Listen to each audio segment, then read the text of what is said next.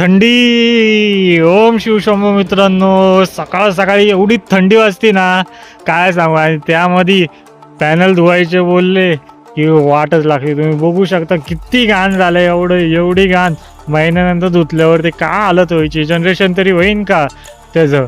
काय नाही, आता काय चालायचं. तर साईट होती, धुवून तर दिलेत पॅनल. काय पॅनल धुवत जावा, महिन्यातनं 2 वेळेस तरी 15 दिवसातनं एकदा धुवायचे असतात. त्यांनी जनरेशन तुमची प्रॉपर होती. आणि आता तर उन्हाळा चालू होणार आहे, आता थंडी आहे तरी पण ऊन पडतं आहे प्रॉपर. त्यामुळं पॅनल क्लीन ठेवत जावा, जनरेशन तुमचं प्रॉपर होईल. जर तुमचं जनरेशनच झालं नाही तर ते ग्रीडला जात नाही, तुम्हाला पैसे एवढे कमी येतील. आणि नंतर तुम्ही बोलत असता की सोलर लावून फायदा नाही झाला. त्यामुळं प्रॉपर क्लिनिंग ठेवा, जनरेशनवरती लक्ष ठेवा. हा, आणि मी पॅनलवरती चढतोय म्हणून तुम्ही पण कसंही चढू नका, कारण की आम्हाला सवय असते, आम्हाला माहिती आहे पाय कुठं ठेवायचे, कुठं चढायचं, पॅनलवरती कसं चढायचं.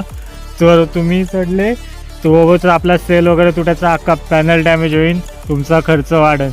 त्यामुळं आपण जर तुम्ही घरच्या घरी साफ करत असाल तर शक्यतो खालनंच करा, मॉपला दांडकं वगैरे बांधा.